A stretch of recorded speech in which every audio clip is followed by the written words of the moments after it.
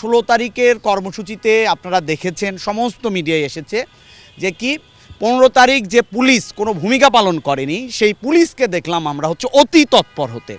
এবং আমরা দেখলাম যে জুলাই আগস্টের মতো করে পুলিশকে আমরা সাউন্ড গ্রেনেড ছুটতে দেখলাম, জলকামান ব্যবহার করতে দেখলাম, এবং কি নৃশংসভাবে লাঠিচার্জ করতে দেখলাম আমরা পুলিশকে। এবং সেই দিনের সেই পুলিশি বর্বরতায়, পুলিশি হামলায় আপনারা দেখেছেন আমাদের অনেক বন্ধু তারা আহত হয়েছে, একজনের হাত ভেঙেছে, একজনের পায়ে স্প্লিন্টার ঢুকেছে। এবং আমাদের দেখবেন যে একজন পথচারী যিনি হচ্ছে ওই দিন লাইসেন্সের পরীক্ষা দিতে এসেছিলেন, বাবুল ভাই, সেই বাবুল ভাইয়ের পা ভেঙে গেছে, উনি এখনও ঢাকা মেডিকেলে চিকিৎসারত অবস্থায় আছেন। তো এই যে সামগ্রিক পরিস্থিতি, তার পরবর্তীতে আপনারা দেখেছেন যে আমরা স্বরাষ্ট্র উপদেষ্টার পদত্যাগ চেয়েছি। আমরা 3 দফা দাবিতে আমাদের যে আন্দোলন সেটা এখনও চলমান। আমরা বলেছি যে পাঠ্যপুস্তক থেকে যে গ্রাফিতি মুছে দেওয়া হলো, সেই গ্রাফিতি ফিরিয়ে দিতে হবে, পুনঃস্থাপন করতে হবে। আমরা বলেছি 15 এবং 16 তারিখের হামলার সাথে যারা জড়িত, 15 তারিখ যে সভারেনিটি ফর বাংলাদেশের নামে একটা ভুইফোর সংগঠনের যে সন্ত্রাসীরা যুক্ত, তাদেরকে আইনের আওতায় আনতে হবে, তাদের বিচার করতে হবে। এবং 16 তারিখ যে সমস্ত পুলিশ এই নির্দেশ দিয়েছেন তার সাথে যুক্ত, তার বিচার করতে হবে। এই দুটো দাবি আপনারা জানেন। এবং 3য় নম্বর দাবি আপনারা আমাদের সেটা কি, আমরা স্বরাষ্ট্র উপদেষ্টার 15 তারিখ এবং 16 তারিখের ঘটনার ব্যর্থতার দায় নিয়ে আমরা স্বরাষ্ট্র উপদেষ্টার পদত্যাগ দাবি করেছি। আমরা আসলে গণ-অভ্যুত্থান পরবর্তী একটা নতুন বাংলাদেশ, এই অভ্যুত্থানের অংশীজন আমরাও।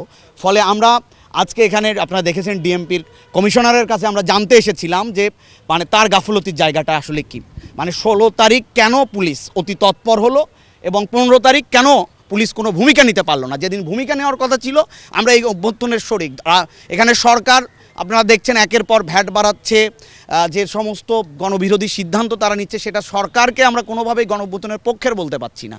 কিন্তু আমরা তো এই গণ-অভ্যুত্থানের শক্তি, ফলে আমাদের এখতিয়ার আছে। আমরা আজকে এই ডিএমপির কমিশনারের কাছে জানতে এসেছিলাম যে ওনার কি ভূমিকা ছিল, ওনার 15 তারিখে কেন ভূমিকা থাকলো না, এবং 16 তারিখ ওনার অতি তৎপরতা কেন, এবং এই যে 16 তারিখের ঘটনার সাথে যে পুলিশ সদস্যরা যুক্ত, তাদের বিরুদ্ধে তার ব্যবস্থা নিতে হবে এবং প্রশাসনিক ব্যবস্থা। এবং এটার যে এই যে ইনজুরি যেটা হয়েছে, সেটা তো একটা জানেন, মানে সেটা তো আরও আইনি ব্যাপার আছে, সেটা আমরা সেটার আলাদা করে বিচার বিভাগীয় তদন্তের মধ্য দিয়ে বিচারের দাবি জানাবো।